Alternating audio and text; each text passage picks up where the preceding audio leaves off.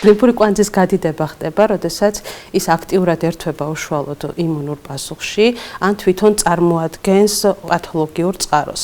ლიმფური კვანძის გადიდება ყველა შემთხვევაში არ არის საშიში, მაგრამ გვაქვს აქ წითელი დროშები, რა შემთხვევაშიც აუცილებლად უნდა მივაქციოთ ყურადღება და სასურველია რომ თქვათ ჩაერთოს სპეციალისტი ჰემატოლოგი. ლიმფური კვანძი არის საშიში, როდესაც ის არის ზომაში მომატებული, უმოძრაოა, ჩაზრდილია ირგვლივ ქსოვილებში, ქვასავით არის გამაგრებული, უმტკივნეულოა, როდესაც ფერს არ იცვლის, მისი დიამეტრი 1.5-2 სანტიმეტრით აღემატება და 2-4 კვირის განმავლობაში მისი მოცულობა უფრო და უფრო იზრდება. გარდა ამისა, მას ახასიათებს ამ დაავადებას, ანუ ასე ვთქვათ, რიგი ჩივილები, ეს არის წონაში კლება, ტემპერატურები, ანუ სუფებრილიტეტიდან ცხელებამდე და ძლიერი ოფლიანობა ღამის. ოფლიანობა იმდენად ძლიერია, რომ პაციენტი უშუალოდ რამოდენიმეჯერ უწევს პიჟამოს გამოცვლა, ასე ვთქვათ.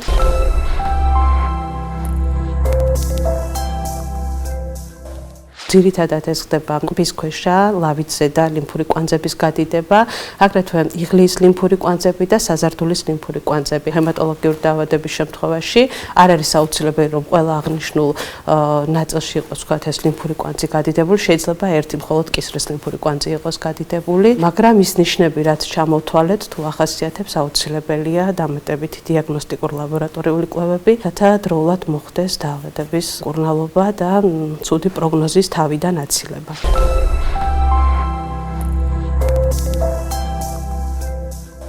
ქირურგიის ეროვნულ ცენტრში გვაქვს კომპიუტერული ტომოგრაფიის დიაგნოსტირების სხვადასხვა შესაძლებლობები, ასე ვთქვათ, უახლესი აპარატურით და ძალიან კარგი სპეციალისტებით. ამ დაავადების შემთხვევაში, ვთქვათ, შევძლებთ მთლიანი სხეულის გადაღებას.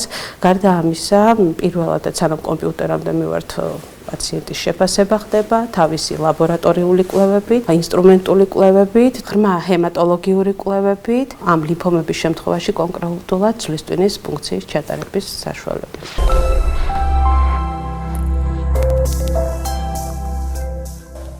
დროულად პრობლემის აღმოჩენის შემთხვევაში, რა თქმა უნდა, პროგნოზი კეთილსაიმედოა, იმიტომ რომ სტადირებას შევეხე საუბრის განმავლობაში, გააჩნია რომელი სტადია, რაც უფრო გვიან მიმართავს პაციენტი ექიმს და კვლევებს, რა თქმა უნდა, სტადიაც უფრო შორს წასულია და შესაბამისად მდგომარეობაც მძიმდება პაციენტის, უკვე ჩართულია სხვა სისტემები ორგანოების და უფრო მეტი ბრძოლა გვიწევს თქვათ ექიმს და პაციენტს ამ დაავადების აღმოფხვის მიზნით, თუმცა დღესდღეობით ლიმფომები, ასე ვთქვათ, უკვე განაჩენი აღარ არის, ჩვენ გვაქვს რიგი ქიმიოთერაპიების სქემები, შესაძლებლობები, რომ იმართოს პაციენტი და ბევრ შემთხვევაში დაავადება დასრულდეს ექიმის და პაციენტის გამარჯვებით.